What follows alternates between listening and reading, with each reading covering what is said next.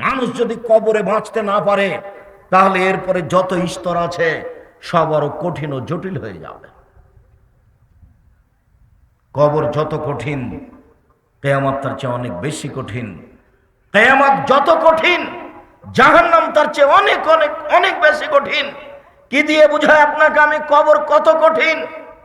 রাসূল সাল্লাল্লাহু আলাইহি ওয়াসাল্লাম বলেন, যখন তাকে কবরে জিজ্ঞাসা করা হবে দ্বীন সম্পর্কে, মুহাম্মদ সাল্লাল্লাহু আলাইহি সাল্লাম সম্পর্কে, ইসলাম সম্পর্কে, সে যদি উত্তর দিতে না পারে, ইয়াজরিবু জারবাতান, এত জোরে তাকে ফেরেশতা মারবেন, ইয়াসিহু সাইহাতান, সে বাপরে মারে করে চিৎকার করবে, ইয়াসমু মাওয়াইদাল মাশরিকুল মাগরিব ইল্লা সাকালাইন, সারা পৃথিবীর জীবজন্তু, কীটপতঙ্গ, পদার্থ, জড় পদার্থ সব কিছু তার চিৎকার শুনতে পাবে, মানুষ আর জিন শুনতে পাবে না।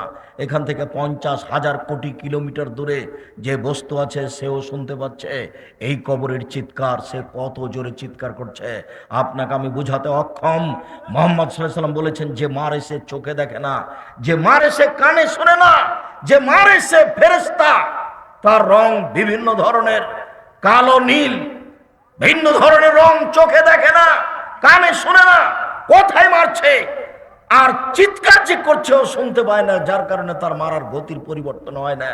মারে যে সে পুলিশ নয়, মারে যে সে মানুষ নয়, সে খায় না, পেশাব করে না, তার সংসার নাই, তার বিবাহ শাদী নেই, তিনি হচ্ছেন ফেরেশতা। প্রথম বাড়িও যেমন, শেষ বাড়িও তেমন, এইভাবে তাকে মারতে থাকবে বিচারের দিন পর্যন্ত। রাসূল সাল্লাল্লাহু আলাইহি সাল্লাম বলেন, যে লাঠি দিয়ে মারা হয়, যে হাতুড় দিয়ে মারা হয়, সেই হাতুড় যদি পাহাড়ের উপরে মারা হয় তাহলে ফায়াসির তোরাব, সেটা পাথর হয়ে যাবে, ধুলা হয়ে যাবে, একবারে খান খান হয়ে। পাহাড়ের উপরে মারা হলে পাহাড় ধুলা হয়ে যাবে। যেই হাতুড় দিয়ে মারা হয়, সেই হাতুড়টা যদি পাহাড়কে মারা হয় তাহলে পাহাড় ধুলা হয়ে যাবে। মুহাম্মদ সাল্লাল্লাহু আলাইহি সাল্লাম এইভাবে বলেন। কি দিয়ে বুঝায় আপনাকে আমি কবর কত কঠিন? এখানে চিৎকার করছে, তার কণ্ঠ, তার শব্দ শুনতে পাচ্ছে 50,000 কোটি কিলোমিটার দূরে। যে মানুষ, যে জীবজন্তু আছে, জিন আর মানুষ ব্যতীত যেই পদার্থ, জড় পদার্থ আছে, সে শুনতে পাচ্ছে। কবরের শাস্তি শুনতে পাচ্ছে গিলাসটা, কবরের শাস্তি শুনতে পাচ্ছে বক্সটা, কবরের শাস্তি শুনতে পাচ্ছে বাল্বটা, কবরের শাস্তি শুনতে পাচ্ছে এই মাইক, সব কিছু শুনতে পাচ্ছে কবরের চিৎকার। কিন্তু মানুষ এবং জিন শুনতে পায় না। শুনতে পাইলে সে বাঁচত না।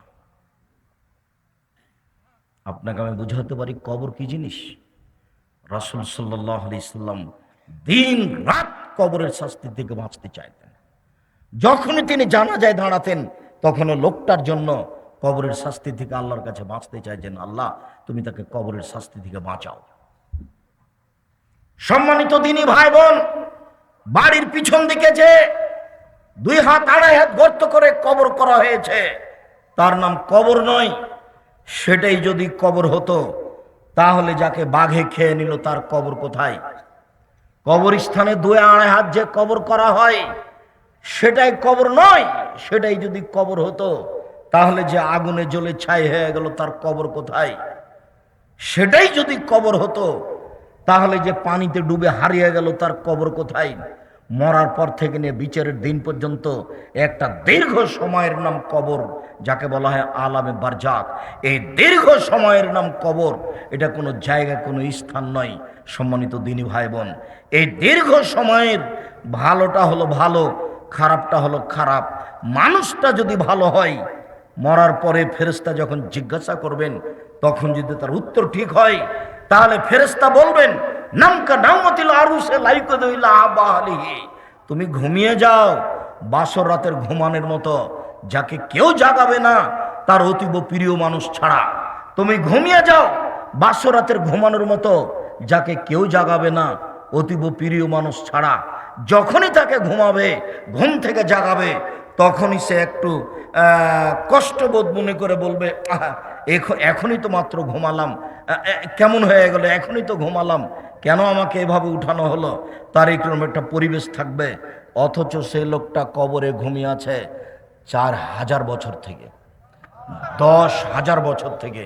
তার মানে ভালো মানুষের কবরে থাকার সময়সীমা হলো বাসর রাতের সমান। তা 2 ঘন্টা হতে পারে, 2.5 ঘন্টা হতে পারে, 3 ঘন্টা হতে পারে।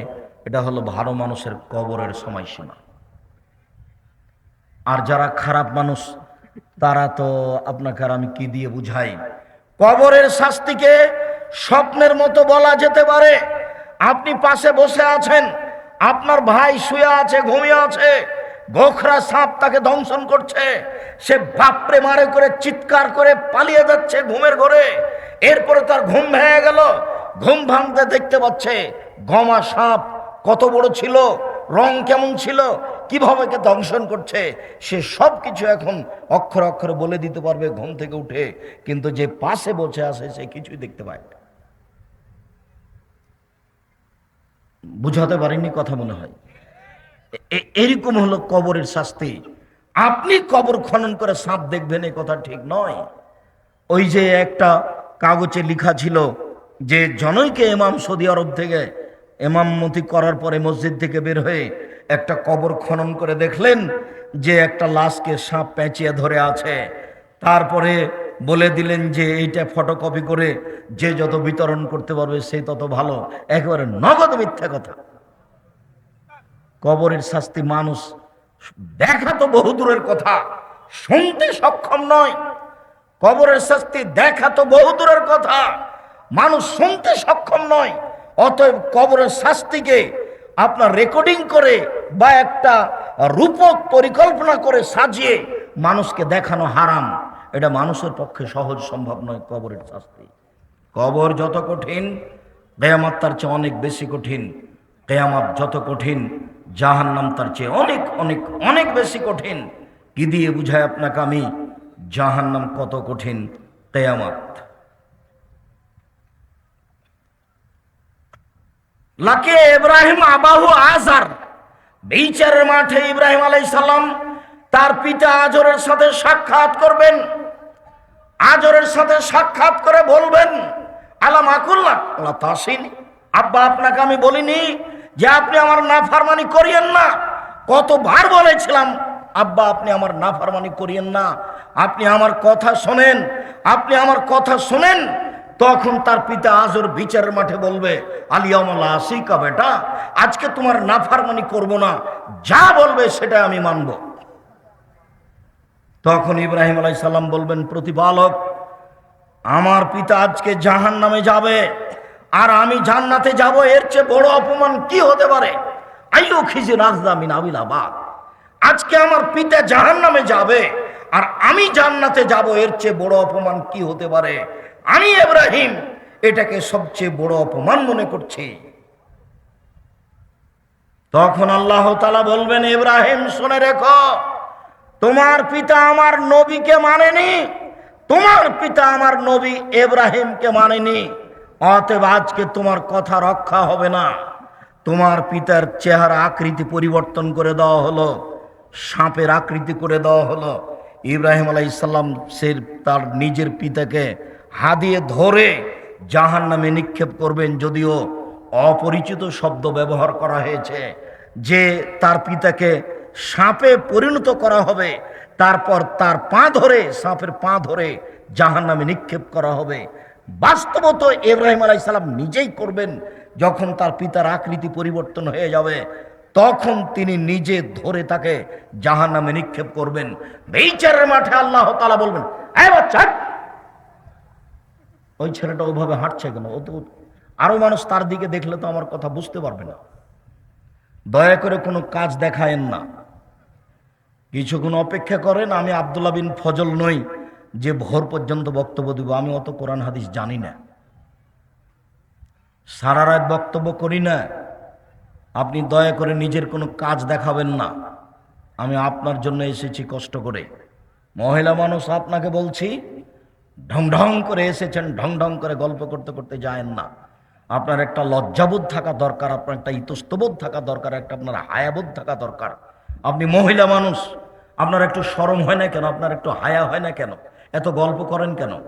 ঢং ঢং করে গল্প করতে করতে আসলেন, আবার চলে যাচ্ছেন। আপনি বুঝতে পারেন না যে আমি মহিলা মানুষ, আমার একটা লজ্জার ব্যাপার আছে, আমার একটা শরমের ব্যাপার আছে।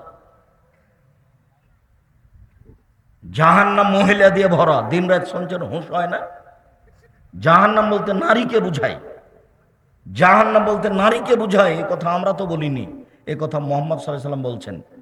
আল্লাহ রাসূল বলছেন, আমি জাহান্নামের দিকে তাকিয়ে দেখলাম অধিকাংশই নারী। আবু হুরায়রা রাদিয়াল্লাহু আনহু, এই ছেলে, তুমি এভাবে সাড়া দিবা না, কোথায় চুপচাপ বসে থাকো, তুমি লজ্জাবোধ করো। তোমার মাই তো এখানে বসে আছে ছোট ব্লাউজ পরে, তোমার শরম হয় না? তোমার ইতস্তবোধ হয় না? তুমি বলে দিও তোমার মা যেন এরকম ছোট ব্লাউজ পরে আর দিন না কাটায়, সময় না কাটায়। তোমারও তো ইতস্তবোধ হওয়া দরকার। তোমার বাপ এখন দাড়ি চেঁচা এখানে বসে আছে, ঢং দেখাচ্ছ, ধর্মকে পাগল পেয়েছো বাপ বেটা। নিজেকে মুসলমান মনে করো, দিন ধর্ম মেনে চলার চেষ্টা করো। সময় শেষ, মরণ চলে আসবে, আজ হোক আর কাল হোক। ফেরাউন ডুবে গেছে, যেহেতু ফেরাউন ডুবে গেছে ক্ষমতা দেখিয়ে, কাজে পৃথিবীর কোনো মানুষ যেন ক্ষমতা দেখিয়ে বাঁচতে না চায়। ক্ষমতা দেখিয়ে বাঁচতে চাওয়ার কোনো পথঘাট মানুষের কাছে নেই। অতএব লজ্জাবোধের দাবি রাখি। কথার মধ্যে উপস্থিত বৈঠকের মুসলিম বোন, আপনাকে নিয়ে দুটা কথা বলছি, শোনেন। আবু হুরায়রা রাদিয়াল্লাহু বলেন, রাসূল সাল্লাল্লাহু আলাইহি সাল্লাম বলেছেন, সিনফান মিন আহলিন নার লামারাহুমা, দুই শ্রেণীর মানুষ জাহান্নামে যাবে, আমি তাদের দেখিনি। দুই শ্রেণীর মানুষ জাহান্নামে যাবে, আমি তাদের দেখিনি। কওমুন মাহুম সায়াতুন, এক শ্রেণীর মানুষ, তাদের হাতে থাকবে লাঠি, কাদনাবিল বাকার, গাভীর লেজের মতো, একদিক মোটা একদিক চিকন, তাদের হাতে লাঠি থাকবে। ইয়াদরুবু বিহান নাস, তা দিয়ে তারা মানুষকে মারবে। প্রশাসনের হাতে এরকম লাঠি থাকে, যারা কলেজ বিশ্ববিদ্যালয়ে পড়ে ধর্মের শিক্ষার নামে ঢং করে বেড়ায়, তাদের হাতে এরকম লাঠি থাকে।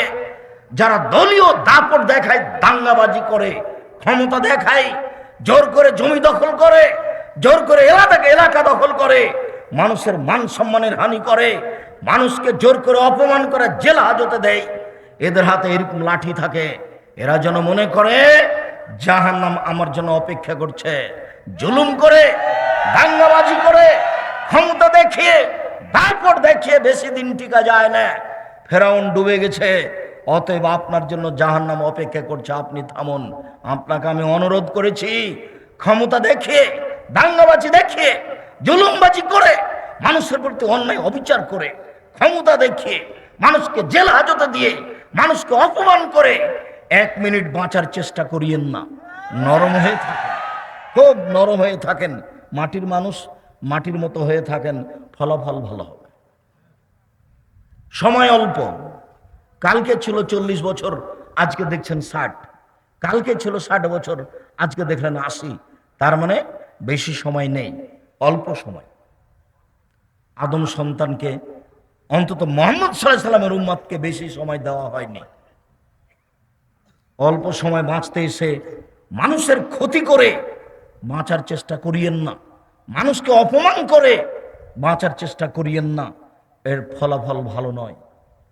রাসূল সাল্লাল্লাহু আলাইহি সাল্লাম বলছেন, কেউ যদি কারো মান সম্মানের হানি করে, তাহলে সেই দিন আসার আগেই যেন হাত ধরে সমাধা করে নেয়, যেদিন কোনো টাকা পয়সা থাকবে না।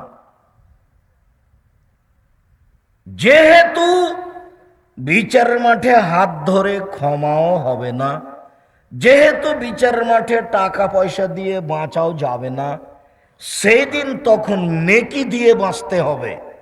আমি একটা লোককে অপমান করেছিলাম, আমি এখন বাঁচব কি দিয়ে? আমার নেকি দিয়ে। আমার নেকি দিতে দিতে যখন শেষ হয়ে যাবে, তখন আমি যাব জাহান্নামে, ও যাবে জান্নাতে। এটা হলো বিচারের মাঠে বিচারের পদ্ধতি। ওখানে টাকা পয়সা দিয়ে বিচার হবে না, ওখানে ক্ষমতা দিয়ে বিচার হবে না, ওখানে বিচার হবে নগদ নেকি দিয়ে। জালেমকে তার নেকি বুঝিয়ে দিয়ে তাকে জাহান্নামে যেতে হবে, এটাই হলো বিচার। যার কারণে দাঙ্গাবাজি করে কিছু করার চেষ্টা করিয়েন না। পৃথিবীর মানুষ শুনে রেখো, 2 শ্রেণীর মানুষ জাহান্নামে যাবে, আমি তাদের দেখিনি। এক শ্রেণীর মানুষের হাতে থাকবে লাঠি, গাভীর লেজের মতো, একদিক মোটা একদিক চিকন, তারা মানুষকে এই লাঠি দিয়ে মারবে, ওরা জাহান্নামে যাবে। 2, নিসাউন, মহিলা, কাসিয়াতুন, কাপড় পরে থাকবে, আর ইয়াতুন, উলঙ্গ। তোমার মা ছোট ব্লাউজ পরে এখন বসে আছে। বলো এটা কি? যার হাত দেখা যায়, পেট দেখা যায়। আমি শাড়ি হারাম পোশাক বলিনি, শাড়ি পরা যায়। আমি বলেছি ভালো হবে সালোয়ার কামিজ মেক্সি চাদর পরেন। শাড়ি যদি পরেন তাহলে 2 ছাড়ের ব্লাউজ পরতে হবে, যার হাত হবে কবজি পর্যন্ত, নিচের দিক কোমরের নিচে চলে যাবে। 1.5 গজ কাপড়ের ব্লাউজ করতে হবে। আর শাড়ি পরলে পা মোজা পরতে হবে। বাইরে বের হলে শাড়ি পরে পা মোজা না পরে যদি অটোতে উঠে তাহলে হাঁটু পর্যন্ত পা খুলে যাবে। এই পোশাক পরে তোমার মা বাইরে যেতে পারে না। আর এটা হচ্ছে পল্লী অঞ্চল, সারা গ্রামের সবাই নাকি চাচা, সবাই নাকি ভাই, সবাই নাকি বাপ, সবাই সবার সাথে কথা বলছে নির্দ্বিধায়। অবাক মনে করছেন যে আপনি এরকম করছেন যার জন্য পৃথিবীর সবাই করছে, এরকম কথা ঠিক নয়।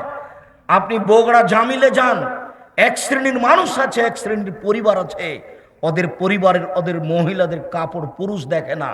যদি পুরুষ দেখে নেয় তাহলে সেই কাপড় তারা আর পরবে না, তাকে আগুন দিয়ে জ্বালিয়ে দেবে। আপনার স্ত্রী, আপনার মেয়ে নগ্ন হয়ে চলছে, যার কারণে আপনি বলছেন পৃথিবীতে সবাই এরকম। ওদের সব সময়ের পোশাক পুরুষ দেখে না।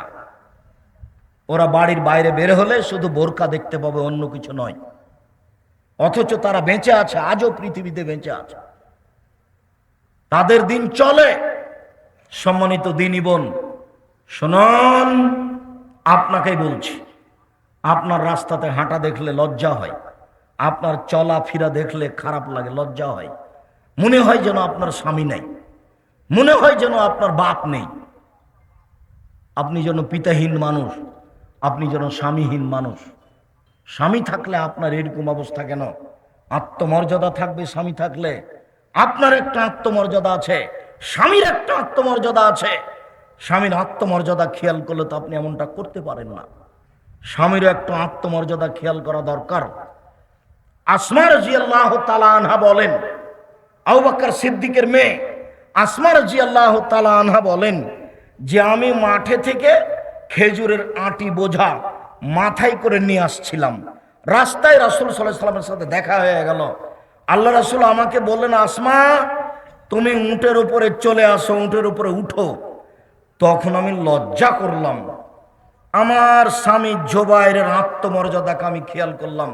না না না না না, আমি যদি রাসূলের উটের পিছনে উঠি তাহলে জুবাইর এটা খারাপ মনে করবে। জুবাইরের একটা আত্মমর্যাদা আছে, তার একটা দাম আছে। আমি এই হিসাব করে আর রাসূলের উটের পিছন দিকে উঠলাম না।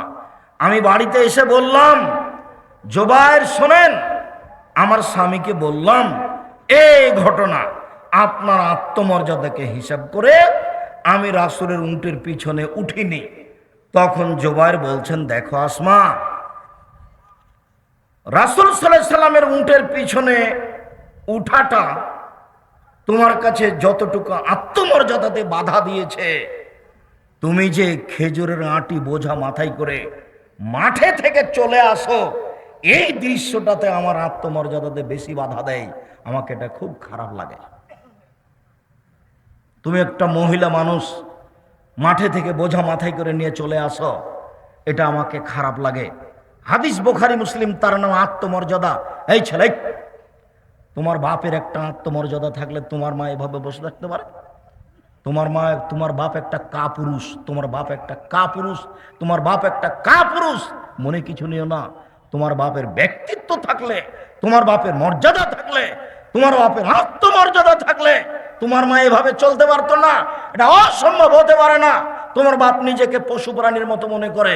বুঝে না ওরা অন্তর আছে, বুঝে না। দেখে না ওরা চক্ষু আছে, দেখে না। শোনে না ওরা কান আছে, শোনে না। উলাইকা কাল আনাম, তারা পশু প্রাণীর মতো, তারা গরু ছাগলের মতো, তারা কুকুর সিরগালের মতো, বালহুমাদাল, বরং তার চেয়ে খারাপ।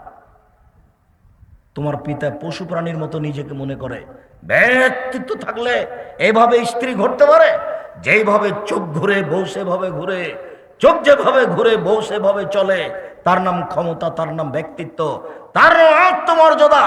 রাসূল সাল্লাল্লাহু আলাইহি সাল্লাম বলেন, নিসাউন, মহিলা, কাসিয়াতুন, কাপড় পরে থাকে, আর এতুন, উলঙ্গ। তোমার মার পোশাককে আল্লাহ নবী উলঙ্গ বলেছেন, আর তোমার বোনের পোশাককে আল্লাহ রাসূল উলঙ্গ বলেছেন। হ্যাঁ ছেলে, এই হাদিসের বিকল্প কি তরজমা হতে পারে তুমি বিবেচনা করো। আমি এ কথা বলিনি, এ কথা মুহাম্মদ সাল্লাল্লাহু আলাইহি সাল্লাম বলেছেন। নিজেকে পশু প্রাণী মনে করো না, নিজেকে গরু ছাগল মনে করো না, নিজেকে মানুষ মনে করিও। পশু প্রাণীর বিচার হবে না, গরু ছাগলের বিচার হবে না, কুকুর শ্রীগালের বিচার হবে না, বিচার মানুষের হবে, বিচার জিনের হবে। এরাই বুঝে, এদের বোধ শক্তি আছে, এদের বোধোদয় আছে, এদের বোধগম্য আছে, এদের হিতাহিত জ্ঞান আছে। এরাই ভালো হতে পারে। যেহেতু ভালো হচ্ছে না, কাজে এরা পশু প্রাণীর মতো, এরা গরু ছাগলের মতো, এরা কুকুর শ্রীগালের মতো। তবে আল্লাহ তাদেরকে কুকুর শ্রীগাল বলেননি। পরিবর্তন হতে পারে। আজকেই পরিবর্তন হতে হবে তোমাকে, আজকেই পরিবর্তন হতে হবে তোমার মাকে, আজকেই পরিবর্তন হতে হবে তোমার বোনকে। সিদ্ধান্ত পরিবর্তন করুন, আপনি আমার দিনী বোন। রাসূল সাল্লাল্লাহু আলাইহি সাল্লাম বলেন, মাইলাতুন, এরা পুরুষকে নিজের দিকে আকৃষ্ট করে, মমিলাতুন, তারা পুরুষকে নিজের দিকে আকৃষ্ট করে, মাইলাতুন, এরা নিজেরা আকৃষ্ট হয় পুরুষের দিকে। এরা বাড়িতে যখন থাকে তখন ভালোই থাকে, যখন বাড়ি থেকে বের হয়, রাস্তায় চলে, তখন কেন জানি কেমন কেমন করে, আনছান আনছান করে। একবার ডান দিকে যায়, একবার বাম দিকে যায়, একবার হাত নাড়ে, একবার চুল নাড়ে, কেন জানি কেমন কেমন করে। তার মানে এরা পুরুষের দিকে আকৃষ্ট হয়েছে। লাইফ খোলা জান্নাত, এরা জান্নাতে যাবে না, জান্নাতে তো যাবে না, যাবে না। ওয়ালা ইয়াজিদনা রিহাহা, এরা জান্নাতের গন্ধ পাবে না। ফাইনা রিহাহা লা তুজাদু মিন মাসরাতি কাদা ওয়া কাদা, যে জান্নাতের গন্ধ 1 বছরের দূরত্ব পথ থেকে পাওয়া যায়, এটা জান্নাত। এখানে একটা দ্রুতগামী ঘোড়া দৌড়াতে আরম্ভ করে, 1 বছর দৌড়াই, এই যত পথ যাবে ওই পথের মাথায় কেউ যদি দাঁড়ায় তাহলে জান্নাতের গন্ধ পাবে। এই মহিলারা জান্নাতের গন্ধ পাবে না। সম্মানিত দিনী বোন, আপনাকে আমরা আর একটা কথা বলে আমাদের আলোচনার দিকে আগিয়ে যাচ্ছি। রাসূল সাল্লাল্লাহু আলাইহি সাল্লাম বলেন, 3 শ্রেণীর মানুষ জান্নাতে যাবে না। সালাসাতুন লা তাদখুলুল জান্নাতা আবাদা, 3 শ্রেণীর মানুষ কখনো তারা জান্নাতে যাবে না। 1, মধুমেনুল খামর, যারা নিয়মিত বিড়ি, তামাক, জর্দা, সিগারেট, গুল, নেশাদার দ্রব্য খায়, পান করে, তারা জান্নাতে যাবে না। এমন ভাবে আজ থেকে আপনি বিড়ি সিগারেট ছেড়ে দিবেন, দোকানদার যেন একেবারে যা কিনেছিল সেটা যেন মালিককে ফেরত দিয়ে আসে বা ফেলে দেয়, আগুন দিয়ে জ্বালিয়ে দেয়।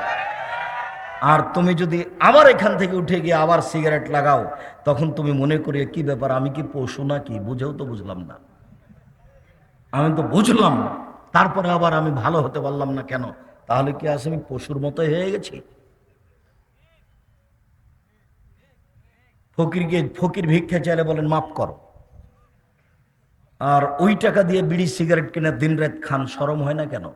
রাসূল সাল্লাল্লাহু আলাইহি সাল্লামকে জিজ্ঞাসা করা হয়েছিল, আল্লাহর নবী, আইউল আমালে আফজাল, পৃথিবীতে কর্ম হিসাবে সবচেয়ে উত্তম কোনটা? মানুষ যে সব কাজ করে তার সবচেয়ে ভালো কাজ কোনটা? তখন আল্লাহ রাসূল উত্তরে বললেন, তুতেম উত্তাম ওয়া তাকরাউ সালাম আলামান আরাফতা ওয়া মান লাম তারিফ, তুমি দুস্থ গরিব ফকির মিসকিনকে খেতে দেবা, এটাই তোমার জীবনে সবচেয়ে ভালো কাজ। 2, যাকে চিনো তাকেও সালাম দিবা, যাকে চিনো না তাকেও সালাম দিবা। দেখে সালাম দিতে হবে এই কথা নয়, মৌলানা সাহেবকে সালাম দিতে হবে এই কথা নয়, যাকে চিনেন তাকেও সালাম দিবেন, যাকে চিনবেন না তাকেও সালাম দিবেন। মিশরে কয়েকদিন ছিলাম, তো একটা জিনিস দেখেছিলাম, মিশরের মাটিতে সবাই কোরআন মাজিদ পড়তে পারে, ভ্যান চালক, রিক্সা চালক, অফিসার, মন্ত্রী, এমপি, সবাই কোরআন মাজিদ পড়তে পারে, সবাই সবাকে সালাম দেয়। মন্ত্রী ও রিক্সাওয়ালাকে সালাম দিচ্ছে, সবাই সবাকে সালাম দেয়। যদি একটা খারাপ বৈশিষ্ট্য আছে, প্রায় সবাই দাড়ি চাঁচে, তবে সবাই সবাকে সালাম দেয়। চিনে সালাম দিবেন না। আর 10 জায়গাতে সালাম দেওয়া নিষেধ, এই কথাটাও মিথ্যা। তার মধ্যে এক জায়গা হচ্ছে যখন খাচ্ছে তখন সালাম দিতে হবে না, এই কথাটা মিথ্যা।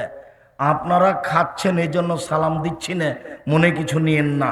এতগুলি বাক্য চললো আর আসসালামু আলাইকুম চলবে না? কেমন ধর্ম? বলছে আব্দুর রাজ্জাক সাহেব আপনি তো খাচ্ছেন সেজন্য সালাম দিলাম না।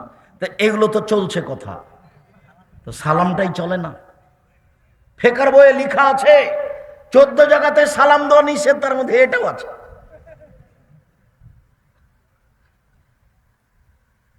পাবনা যাচ্ছি তো এক লোক অজু করছে, আমি সালাম দিয়েছি। তা আমাকে বলছে অজু করার সময়তে সালাম দেওয়া যায় না। তো আমি বলছি যে কোথায় আছে? আছে। কোথায় আছে? আছে। তারপর অনেক কথা। আল্লাহ মাফ করো, অজু করার সময়তে সালাম দেওয়া যায় না, এ কোন কথা? রাসূল সাল্লাল্লাহু আলাইহি সাল্লাম বলছেন যাকে চিনো তাকেও সালাম দিবা, যাকে চিনো না তাকেও সালাম দিবা।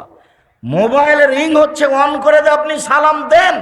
হিন্দু হোক, মুসলমান হোক, বৌদ্ধ হোক, খ্রিস্টান হোক, সে যেই হোক না কেন, ডোম হোক, চামার হোক, হাঁড়ি হোক, সে যেই হোক না কেন, মুচি হোক, মেথর হোক, আপনি তাকে সালাম দিবেন। যদি আপনি নাম্বারে চিনতে পারেন যে হিন্দু, তাহলে আপনি সালাম দিবেন না। তাহলে আপনি বলবেন জি ধন্যবাদ, কি বলছিলেন। যদি আপনি চিনতে না পারেন, সে যেই হোক, পশু প্রাণী, গরু ছাগল, যে আপনার সাথে কথা বলছে, আপনাকে আপনি তাকে সালাম দিবেন।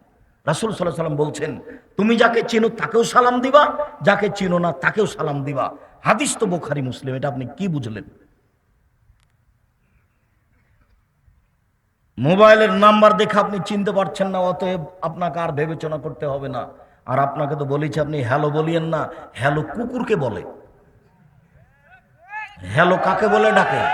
কুকুরকে বলে ডাকে। কই আমি তো আপনাকে কোনোদিন বলিনি হ্যালো, আমি তো আসসালামু আলাইকুম বলি। সবাই যে বলছে, মাওলানা সাহেবও বলছে, তো মাওলানা সাহেব বলছে তো আমি কি করব? আমি বলিনি কোনোদিন, আমি হ্যালো শব্দ ব্যবহার করি না। হ্যালো বলে কুকুরকে ডাকে।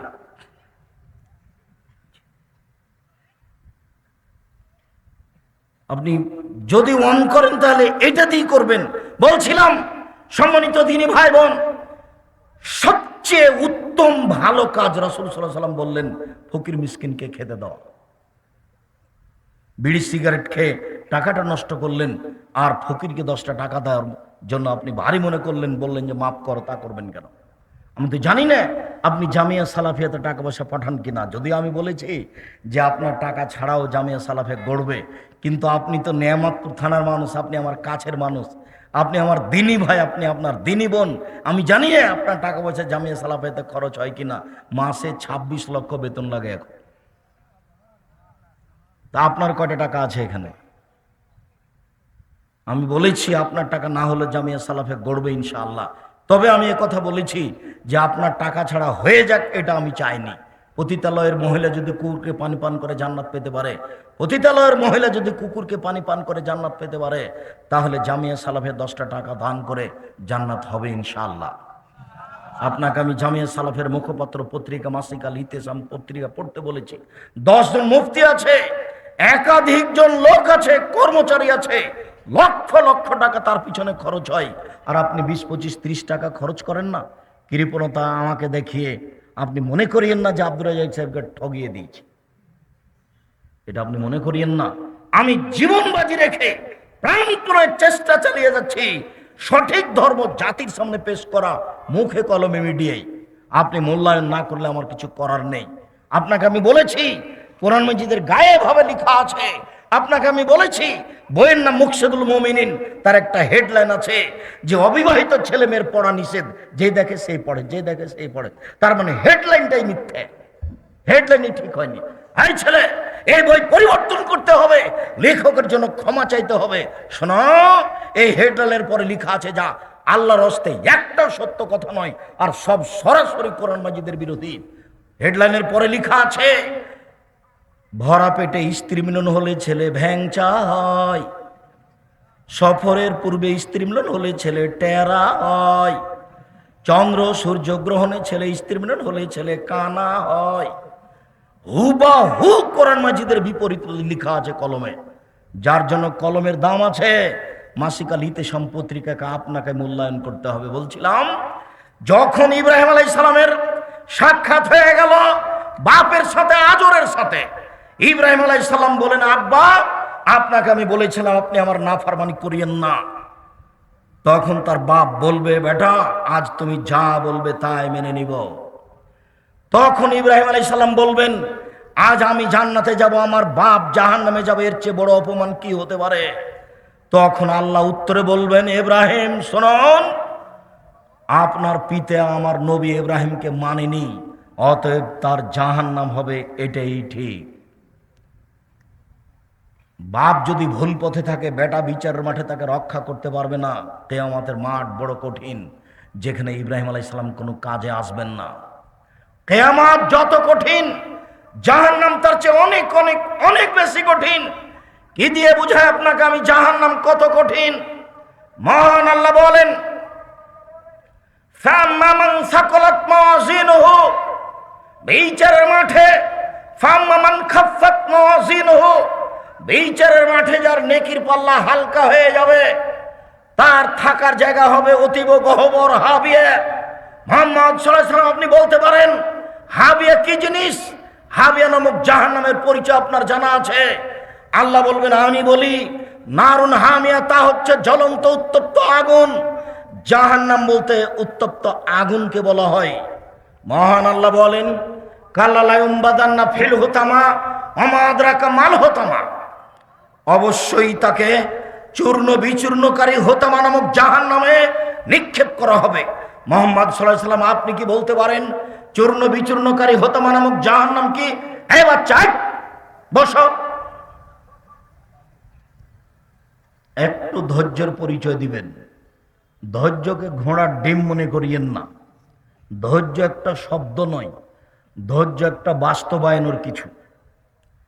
ধৈর্য শব্দ নয়, ধৈর্য হচ্ছে বাস্তবায়নের কিছু। অতএব কথাকে মূল্যায়ন করবেন। আল্লাহ তাআলা বললেন, আমি বলি, চূর্ণ বিচূর্ণকারী হোতামা নামক জাহান্নামটি কি? নারুল্লাহিল মুকাদা, তা হচ্ছে জ্বলন্ত উত্তপ্ত আগুন। আল্লাহ তাআলা জাহান্নামের পরিচয় দিচ্ছেন। জাহান্নাম বলতে জ্বলন্ত আগুনকে বলা হয়। মহান আল্লাহ বলেন, সাউসলিহে সাকার, অচিরে আমি তাকে সাকার নামক জাহান্নামে নিক্ষেপ করব। ওমা আদরাকা মা সাকার, মুহাম্মদ সাল্লাল্লাহু আলাইহি ওয়াসাল্লাম বলতে পারেন সাকার নামক জাহান্নামটি কি? আল্লাহ বলছেন, লা তুবকি ওয়ালা তাদার, সাকার এমন একটি জাহান্নাম যে মানুষকে ছাড়বেও না, যে মানুষকে মারবেও না, তার নাম জাহান্নাম। এই কথাটা আল্লাহ তাআলা অন্য জায়গাতে বলেন, লা ইয়ামুতু ফিহা ওয়ালা ইয়াহইয়া, মানুষ জাহান্নামে মরবেও না, মানুষ জাহান্নামে বাঁচবেও না। আল্লাহ তাআলা এই কথাটা অন্য জায়গাতে বলেন এইভাবে, ওয়ায়াতিহিল মাউতু মিন কুল্লি মাকানিন ওয়া মা হুয়া বিমাইয়িত, জাহান্নামে মানুষকে মরণ চতুর্দিক থেকে ঘিরে ধরবে, কিন্তু মরবে না, তার নাম জাহান্নাম। কয়েকটা আয়াত দিয়ে আপনাকে আমি জাহান্নামের পরিচয় দিচ্ছিলাম। রাসূল সাল্লাল্লাহু আলাইহি সাল্লাম বলেন, পৃথিবীর মানুষ শুনে রেখো, ইন্না সাকরাতাল আযীমা, বিশাল একটা পাথর, 1 কোটি মণ ওজনের একটা পাথর যদি জাহান্নামের মুখে ছেড়ে দেওয়া হয়, তাহলে নিচে পৌঁছিতে সময় লাগবে 70 বছর। 1 কোটি মণ ওজনের একটা পাথর যদি 1 ঘন্টা নিচে যায় কত যেতে পারে? 1 দিন যদি নিচে যায় কত যেতে পারে? যদি 1 বছর নিচে যায় কত যেতে পারে? 70 বছর নিচে গেলে কত যাবে আপনাকে আমি বুঝাতে অক্ষম জাহান্নাম কত গভীর। সম্মানিত দিনী ভাই বোন, জাহান্নামের নিচে থাকবে যারা মুনাফিক, তারা। হিন্দু জাহান্নামে যাবে, তবে সবচেয়ে নিচে থাকবে, এই কথা আল্লাহ বলেননি। যারা মুনাফিক, দোকানে বসে মানুষের বদনাম করে, এরাই হলো মুনাফিক। এর কথা ওকে লাগায়, এরাই হলো মুনাফিক।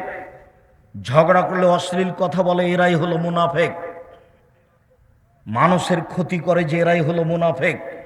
আজান হয়ে গেছে তবু মসজিদের সামনে না গিয়ে, মসজিদে না গিয়ে দোকানে বসে গল্প করে, এরাই হলো মুনাফিক। মুনাফিক জাহান্নামের সবচেয়ে নিচে থাকবে, এই কথা আল্লাহ তাআলা বলেন। জাহান্নামের পরিচয় দিতে গিয়ে জাহান্নামীদের একটু পরিচয় দিই। রাসূল সাল্লাল্লাহু আলাইহি সাল্লাম বলেন, একজন জাহান্নামীর গায়ের চামড়া হবে 42 হাত মোটা। রাসূল সাল্লাল্লাহু আলাইহি সাল্লাম বলেন, একজন জাহান্নামীর দাঁত হবে উহুদ পাহাড়ের সমান। উহুদ পাহাড় 4 কিলোমিটার প্রশস্ত, 8 কিলোমিটার লম্বা, নিচে কত আছে তা মানুষ জানে না। রাসূল সাল্লাল্লাহু আলাইহি ওয়াসাল্লাম বলেন, একজন জাহান্নামের উরু রান হবে বাইজা পাহাড়ের সমান, যার দৈর্ঘ্য হচ্ছে 39 কিলোমিটার লম্বা।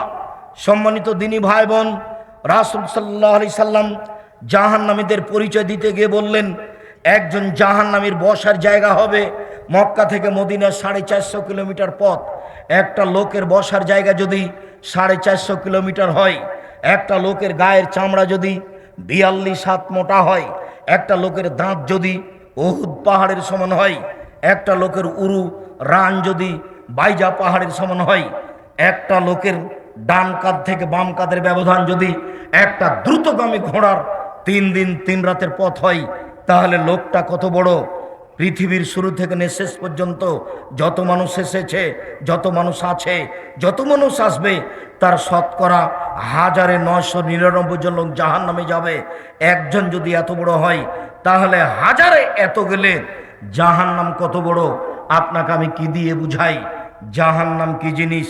রাসূল সাল্লাল্লাহু আলাইহি সাল্লাম বলেন, যত মানুষ এসেছে, যত মানুষ আছে, যত মানুষ আসবে, যত জিন এসেছে, যত আছে, যত আসবে, সব যদি একসাথে জাহান্নামের দরজা দিয়ে ঢোকে, তাহলে ঢুকতে অসুবিধা হবে না।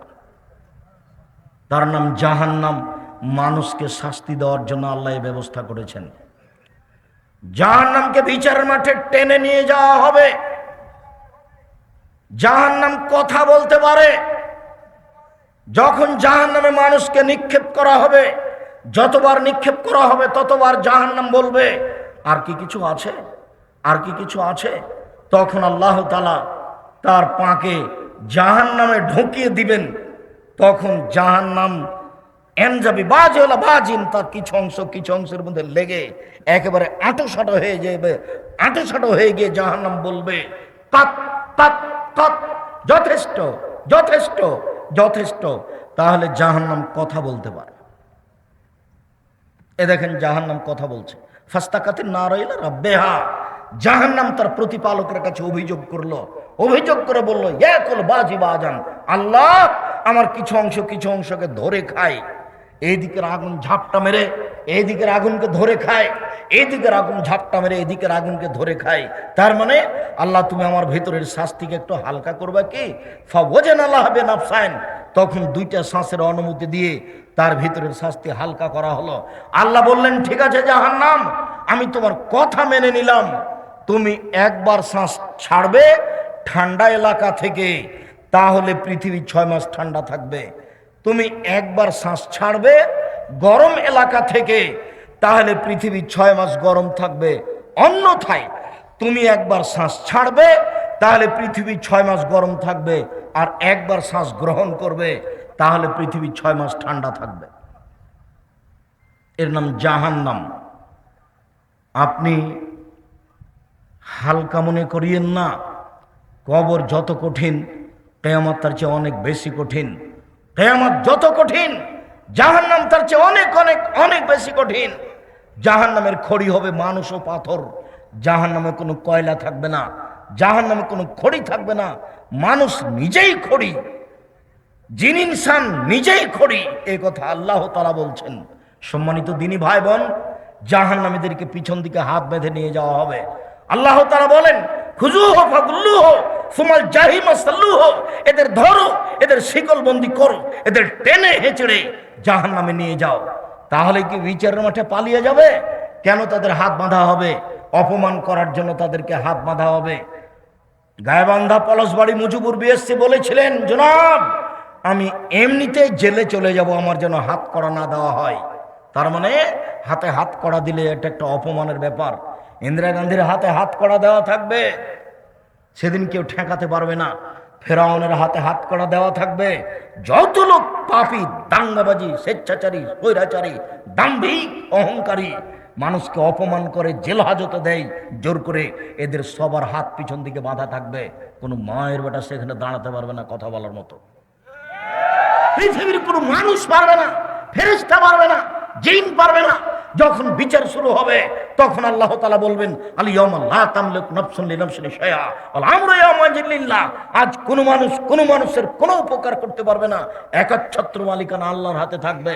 সেই সময় আল্লাহ বলবেন আইনাল জব্বার আইনাল মুতাকাব্বির, স্বৈরাচারী, স্বেচ্ছাচারী, অহংকারী, বদমেজের কোথায়? আনা মালিকুল আমলাক, আমি হচ্ছি রাজাধিরাজ। সেদিন মানুষ বুঝতে পারবে বিচার কাকে বলে। সেদিন আসার আগে আপনি প্রস্তুতি নেন। সম্মানিত দিনী ভাই বোন, মানুষের তো বিচার হবেই, পশু প্রাণীরও বিচার হবে। মানুষের তো বিচার হবেই, পশু প্রাণীরও বিচার হবে। পশু প্রাণীর বিচার কি? একটা শিংওয়ালা ছাগল যদি একটা অশিংওয়ালা ছাগলকে গুতা মেরে থাকে, তাহলে আল্লাহ অশিংওয়ালা ছাগলকে শিং দিয়ে বলবেন যে তুমি গুতা মেরে পরিশোধ করে নাও, বা শেষ, তারপরে তারা মিটে যাবে। কিন্তু মানুষের এরকম হবে না। মানুষ দিয়ে জাহান্নামকে পূর্ণ করা হবে, মানুষ দিয়ে জান্নাতকে পূর্ণ করা হবে।